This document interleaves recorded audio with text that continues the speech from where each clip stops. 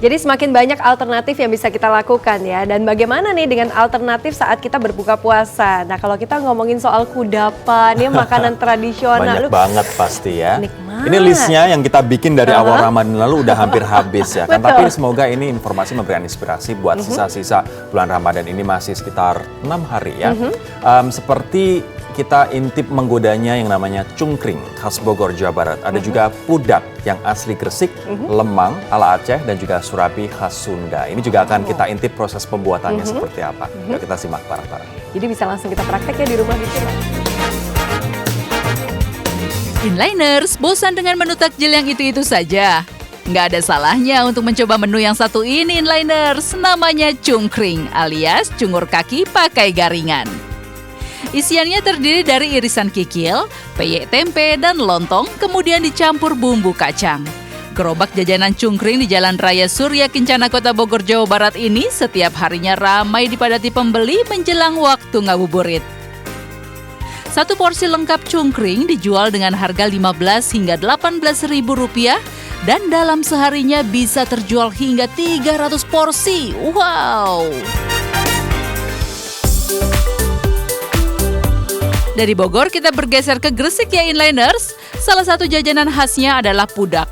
Di bulan suci Ramadan, biasanya pudak dikonsumsi sebagai pendamping buka puasa. Bahan-bahannya hanya terdiri dari tepung beras dan gula pasir. Setelah menjadi adonan, kemudian pudak dibungkus dengan pelepah daun pinang.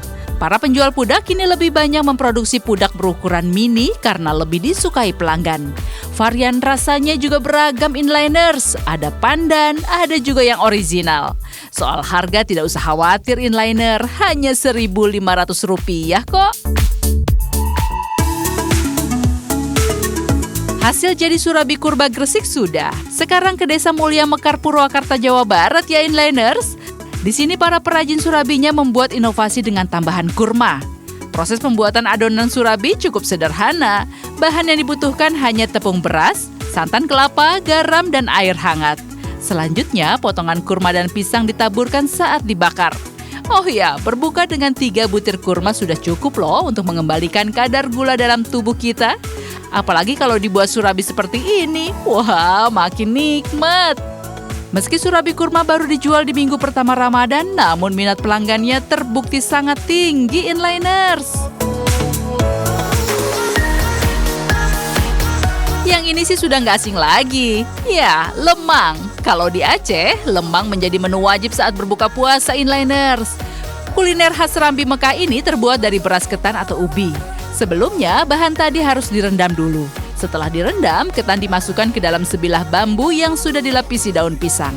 Kemudian tuang santan ke dalam bambu agar rasanya bertambah sedap. Agar matang sempurna dibutuhkan waktu 2 hingga 4 jam proses pembakaran. Duh, lama juga ya Inliners.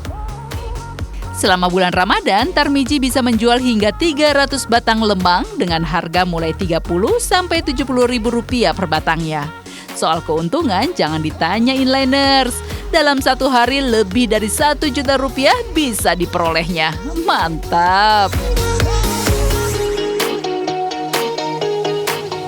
Wow, omsetnya lumayan banget ya, Rp1 juta per hari jualan lemang. Tapi kayaknya beli aja sih, nggak usah bikin sendiri Repot repot 3-4 jam soalnya kan, apalagi masaknya cara tradisional. Betul, dan kalau kita masih belum puas nih ngomongin soal jajanan-jajanan, oke habis ini kita lanjutin ya. Betul, kita akan menikmati sedepnya ya kan, keju mozzarella yang ternyata dikreasikan di berbagai makanan, bahkan keju mozzarella juga ditaruh di dalam cakwe. Seperti apa nikmatnya? Ya kita simak setelah jeda.